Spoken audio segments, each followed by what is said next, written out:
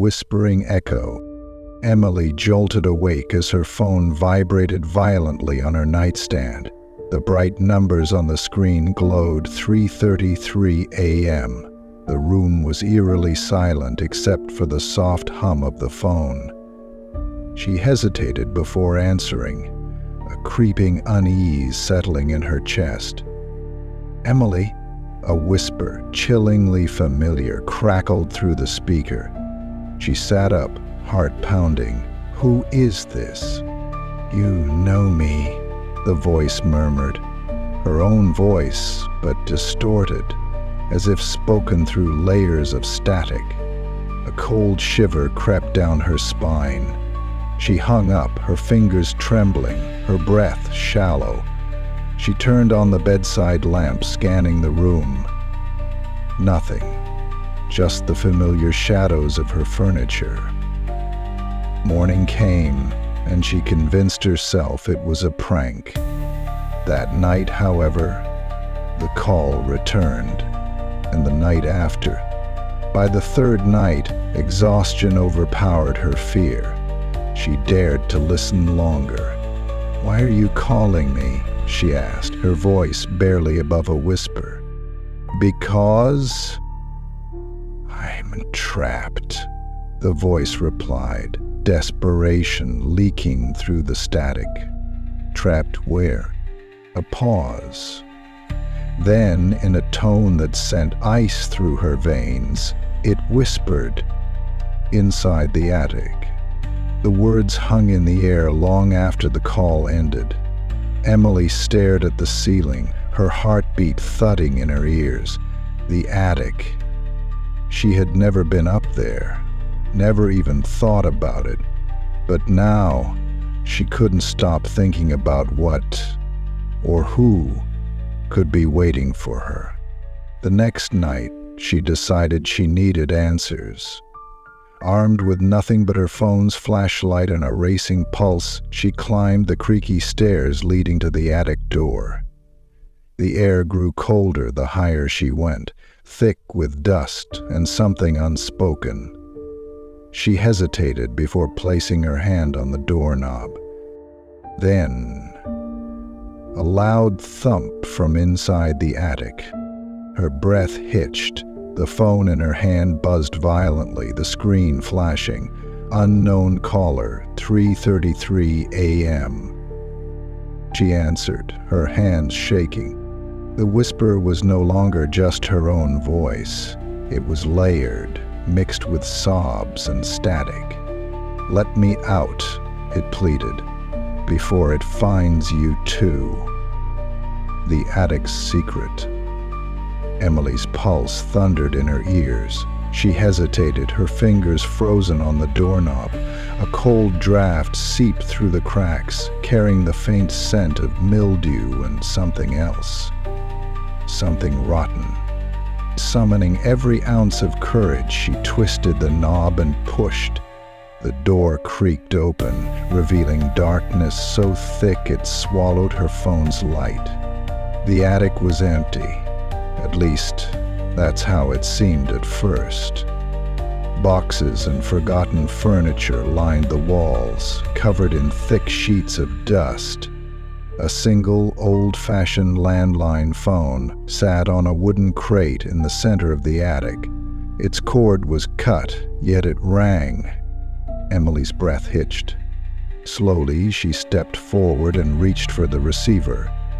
The moment her fingers touched it, the ringing stopped. Silence. A suffocating stillness filled the attic. Then, from the shadows, a whisper. "You're too late. It knows you're here." Something moved behind her. The air turned frigid. Emily's breath came in rapid bursts as she swung her flashlight toward the movement. A box tipped over, scattering dust and forgotten papers across the wooden floor.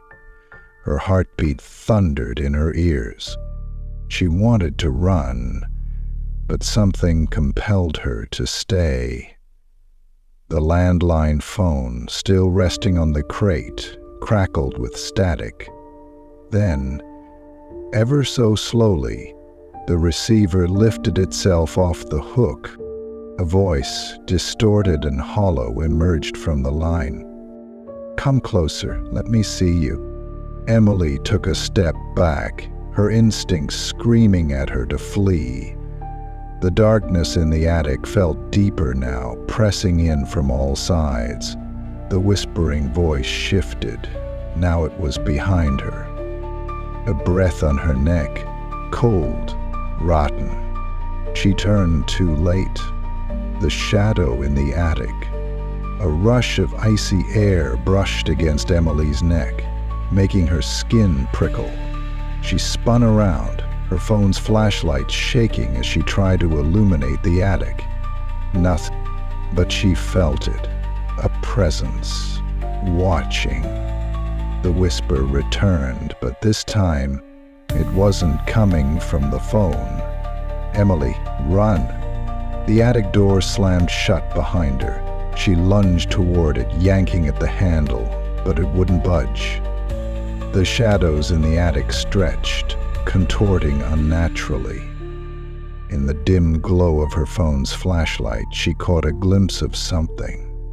A figure lurking just beyond the light's reach. Its outline was distorted, shifting like smoke, yet solid enough to cast a shadow. The landline phone screeched with feedback, then a garbled voice sputtered, "You shouldn't have come." Emily pressed herself against the door, heart hammering. The figure took a step forward.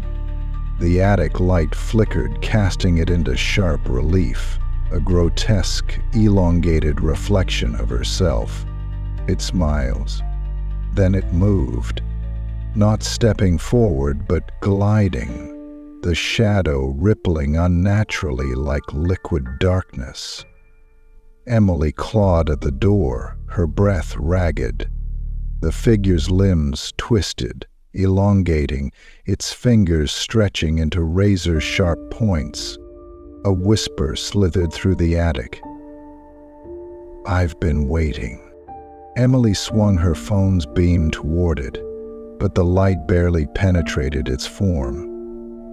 It reached out, a tendril of darkness curling toward her foot. She kicked, but her leg passed through empty air. Yet a searing cold wrapped around her ankle, dragging her forward.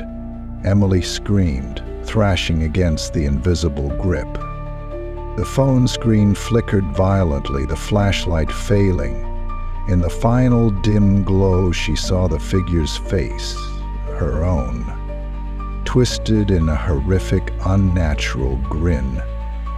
The attic lights sputtered and died. Emily's scream was swallowed by the dark. The locked room. The next day, Emily's mother noticed her pale face. "Are you feeling okay, honey?" "Mom, who lived here before us?"